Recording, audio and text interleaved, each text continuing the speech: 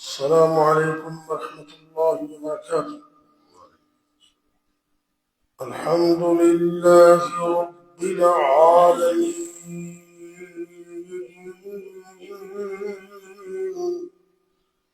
والعاقبة للمتقين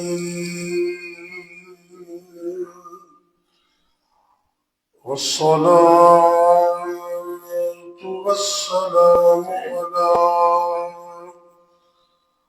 على أشرف الأنبياء والمرسلين وعلى آله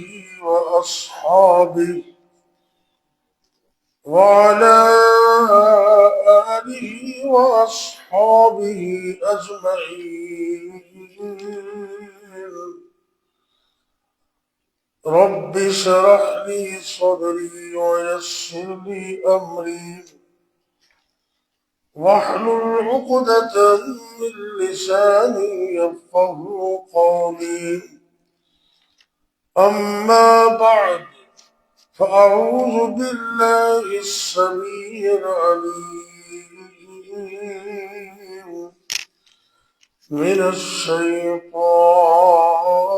الرجيم. بسم الله الرحمن الرحيم.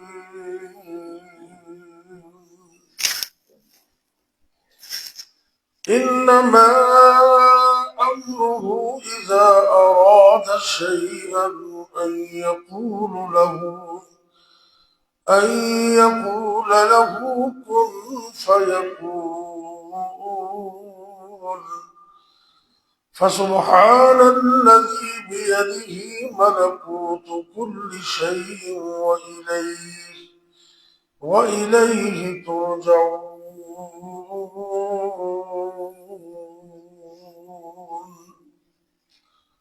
سورہ یاسین رقم السورہ 36 ورقم الآية 82 و83. سورہ یاسین کی آخری 2 آیات اللہ رب العزت ارشاد فرما رہے ہیں انما امرہ، اللہ کے حکم کا معاملہ تو یہ ہے کہ جب بھی وہ اذا اراد شیئا، کسی بھی چیز کا ارادہ کرتا ہے، ان یقول له کن، وہ اتنا کہہ دیتا ہے کہ ہو جا، فیکون، بس وہ کام ہو جاتا ہے. فسبحان الذی، پاک ہے وہ ذات، بیدہ ملکوت کل شیء، جس کے قبضہ و قدرت میں ہر چیز کی بادشاہت ہے، وَإِلَيْهِ تُرْجَعُونَ، اور اسی کی طرف تم لوٹائے جاؤ. ساری کائنات ہلاک ہو جائے گی، ایک وقت آئے گا کہ اللہ کی ذات باقی رہے گی. کل من علیہا فان، کہ اس روئے زمین پر جو بھی ہے اس نے فنا ہو جانا ہے. وَيَبْقَى وَجْهُ رَبِّكَ ذُو الْجَلَالِ وَالْإِكْرَامِ، اور تیرے رب ذو الجلال والاکرام کا چہرہ باقی رہے گا. باقی سب نے چلے جانا ہے. ساری دنیا کی بادشاہت اس کے ہاتھ میں ہے اور سب نے اسی کی طرف لوٹ کر جانا. دنیا کائنات کی ہر چیز اللہ کی تسبیح بیان کرتی ہے. فسبحان الذی، وہ ذات سبحان ہے. انسان کو بھی چاہیے کہ وہ اس کی تسبیح بیان کرے. رسول کریم صلی اللہ علیہ وسلم نے ایک دفعہ نوح علیہ السلام کی اپنے بیٹوں سے کی ہوئی گفتگو امت کو بیان کی کہ آپ نے فرمایا کہ نوح علیہ السلام نے اپنے بیٹوں کو وصیت اور نصیحت کرتے ہوئے ان کو اپنے پاس بلایا اور کہا کہ بیٹا ساری زندگی دو کام چھوڑنے نہیں اور دو کام ساری زندگی کرنے نہیں. جو کام چھوڑنے نہیں وہ کیا ہے اور جو کرنے نہیں وہ کیا ہے؟ فرمایا کہ بیٹا ساری زندگی اللہ سے شرک نہ کرنا. ساری زندگی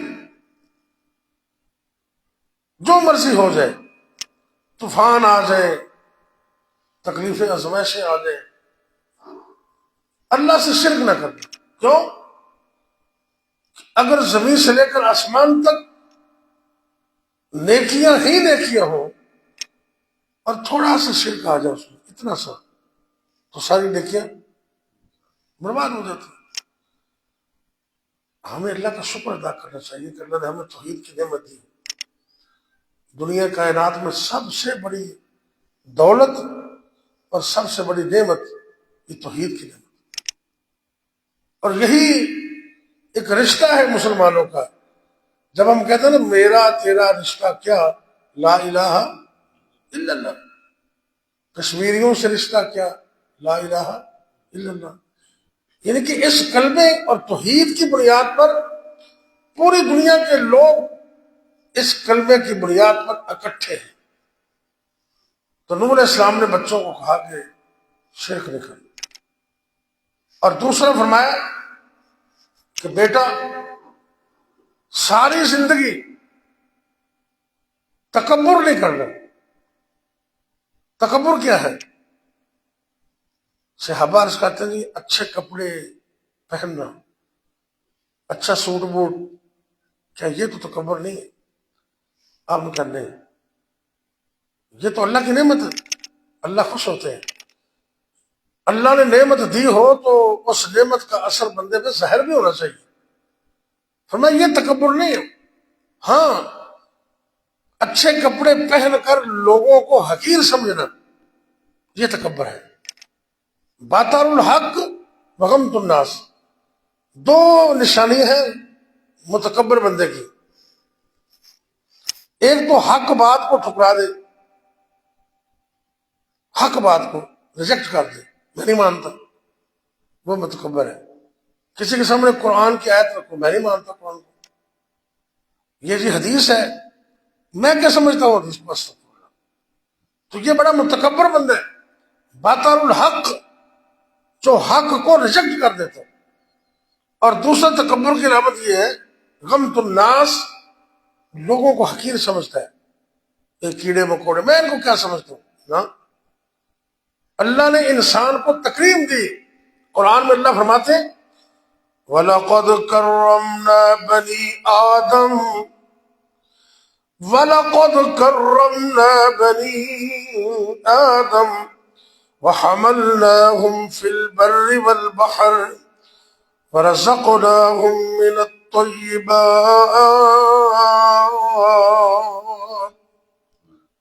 اللہ فرماتے ہیں ہم نے بنی آدم کو عزت دی ہے تو ایز اے انسان سب کی تکریم کر لے، کسی کو حقیر نہیں سمجھ. اور آگے فرمایا کہ دو چیزیں ان پر عمل کرنا ہے، کبھی چھوڑنا نہیں ہے. ایک وظیفہ بتایا لا الہ الا اللہ، اللہ کے علاوہ کوئی الہ نہیں. یہ بڑا عظیم وظیفہ ہے. حدیث میں آتا ہے کہ افضل الذکر لا الہ الا اللہ. لا الہ الا اللہ پڑھنا یہ افضل ذکر ہے. اور اتنا عظیم افضل ذکر حدیث پاک میں آتا ہے کہ ساتوں زمینیں، ساتوں آسمان اور جو کچھ ان کے درمیان ہے سب کا سب ترازو کے ایک طرف ہو اور یہ کلمہ لا الہ الا اللہ یہ دوسری طرف ہو تو اس کلمے کا وزن ساری کائنات سے زیادہ. ساری میں کبھی کبھی کہا کرتا ہوں، آپ نے کبھی کہیں ٹیبل ٹاک میں پھر پنچایت میں جانا ہوگا تو کم از کم 100 مرتبہ یہ پڑھ کے جاؤ تو اللہ تمہاری بات میں وزن پیدا کر دے، تمہاری بات کے اندر وزن پیدا کر دے۔ لا الہ الا اللہ، بڑا عظیم کلمہ ہے، سبحان اللہ۔ کے حدیث میں آتا ہے قیامت کے دن ایک بندہ ایسا ہوگا جس کے پاس کوئی نیکی نہیں ہوگی، مایوس ہو جائے گا، فرشتے بھی کہیں گے یا اللہ اس کے پاس کچھ بھی نہیں ہے۔ تو جب واپس مڑنے لگے گا تو وہ ایک کاغذ نکالیں گے کہ یا اللہ یہ نا یہ چھوٹا سا کاغذ ہے، اس پہ اس نے ایک دفعہ کہا تھا لا الہ الا اللہ، یہ پڑھا۔ تو اللہ نے کہا رکھو اس کو ترازو میں۔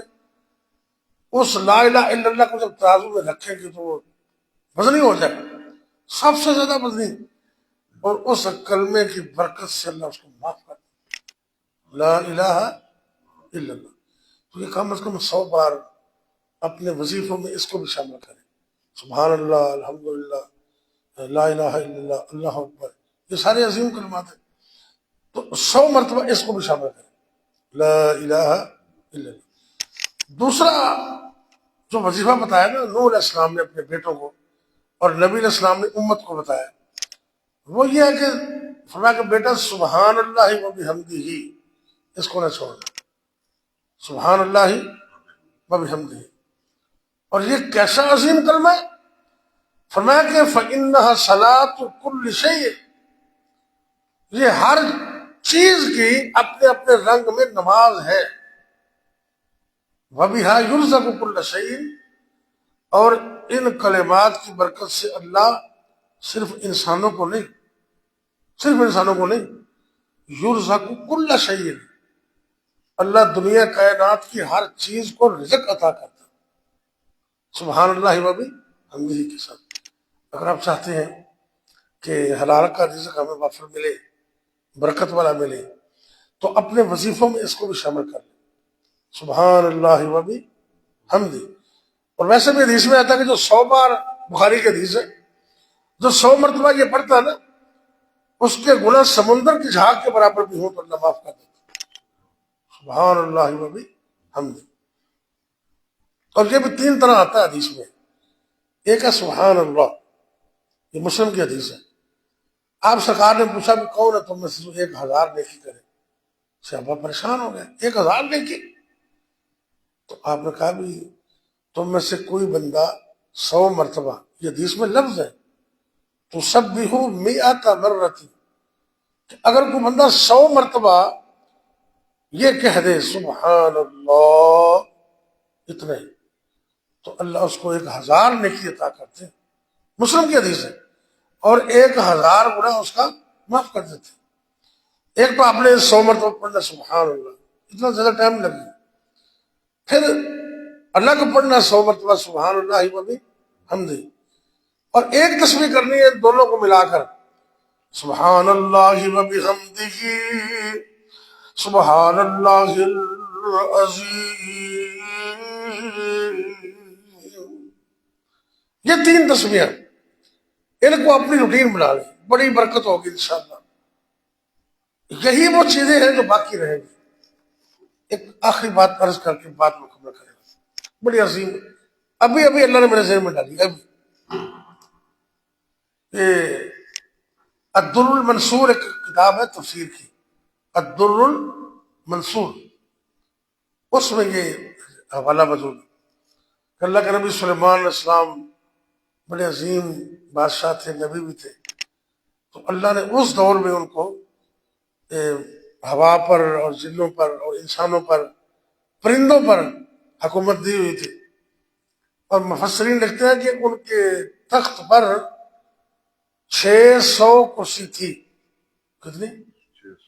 اب اندازہ کریں، ایک جمبو سائز جہاز ہی ہو سکتا ہے بڑا، جب جہاز کا تصور نہیں تھا اس وقت وہ تخت ان کا ہوا اڑا کر لے جاتی جہاز کی طرف۔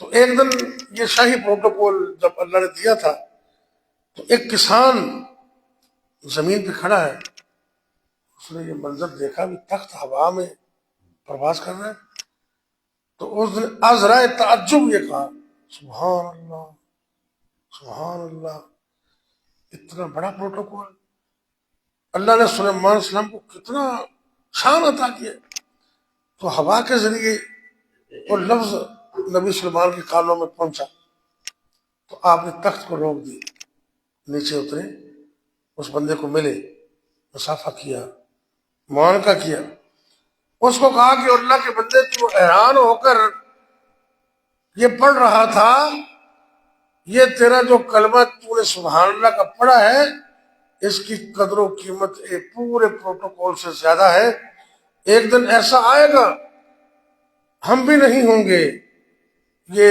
تخت بھی ختم ہو جائے گا، وزیر وزیر بھی دنیا سے چلے جائیں گے، لیکن جو تو نے سبحان اللہ کا کلمہ پڑھا وہ قیامت کو بھی قائم اور دائم رہے گا۔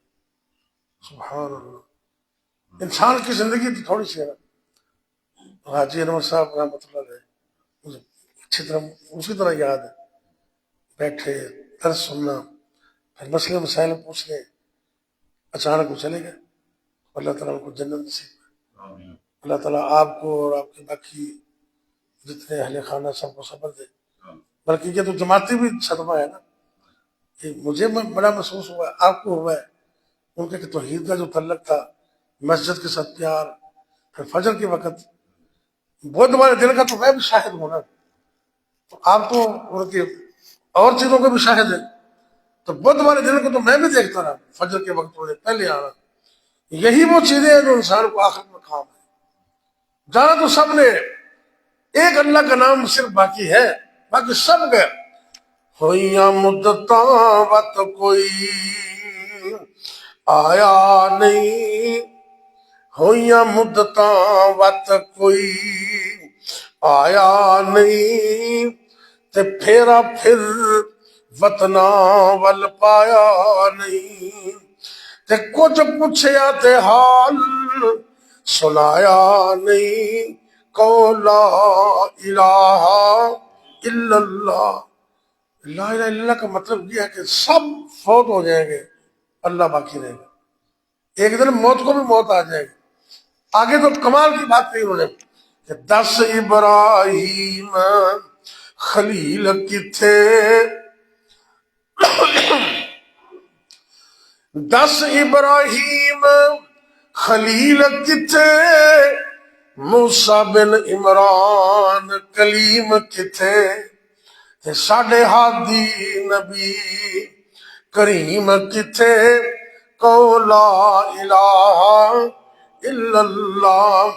تے کئی چند دن جگتے جی گئے نے، پھر موت پیالہ پی گئے نے، تے سب یار مسافر تھی گئے نے، کو لا الہ الا اللہ۔ آج دعا کریے اللہ آج صاحب جنت اعلیٰ مقام دے، بلکہ جتنے فوت ہو گئے نا اللہ سب کو معاف کرے، تے سانو اللہ بہت ہی تیاری کی توفیق دے۔ یا ربی لک الحمد کما ینبغی لجلال وجہک وعظیم سلطانک، یا حی یا قیوم برحمتک نستغیث۔ اللہم صلی وسلم علی نبینا محمد صلی اللہ علیہ وسلم۔ یا اللہ تو ہمیں معاف کر دے، ہمارے حال پر رحم فرما دے، دنیا و آخرت بہتر کر دے۔ اے میرے اللہ ہمارے ملک پاکستان کی خیر فرما، عالم دنیا عالم اسلام کی خیر فرما، دنیا بھر کے مظلوموں کی مدد فرما، ظالموں کو نیست و نابود کر دے، ظالموں کو تباہ و برباد کر دے، ظالموں کو عبرت کا نشان بنا دے۔ اے میرے اللہ جتنے مسلمان مرد عورتیں بچے بوڑھے جوان گھروں میں یا اسپتالوں میں بیمار ہیں، یا اللہ سب کو شفا دے دے۔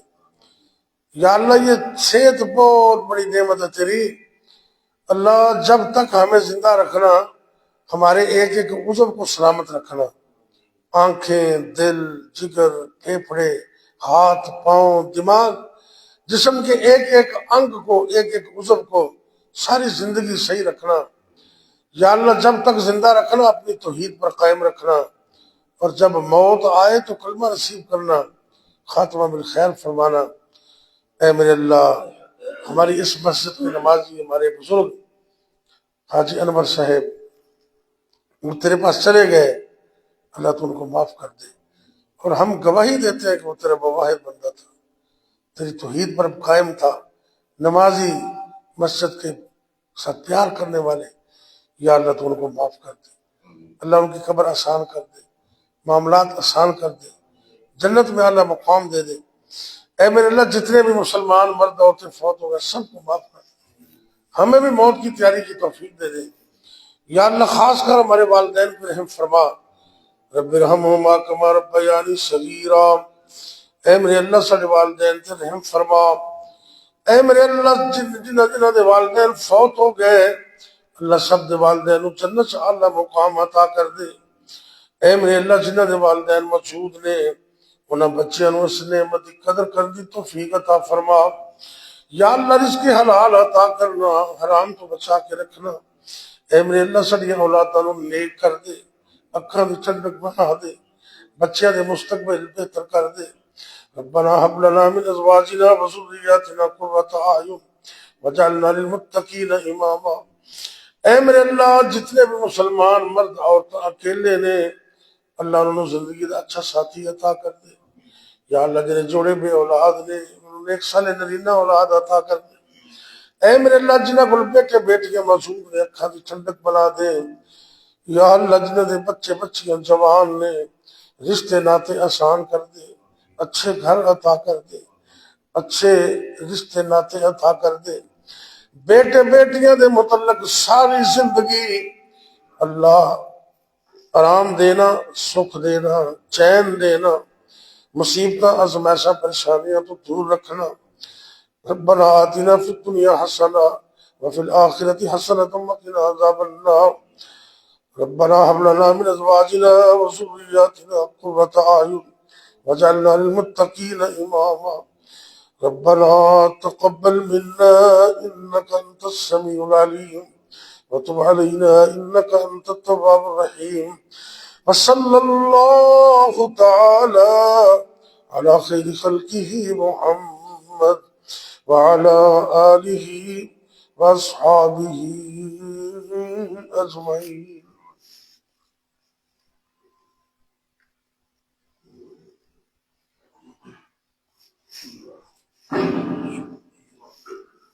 اور جیسا پڑھا کیا رہا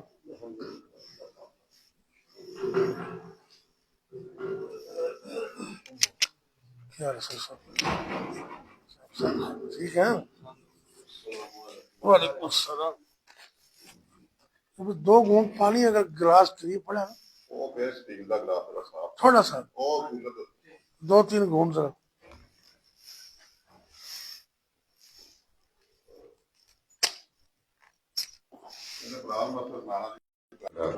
ماشاء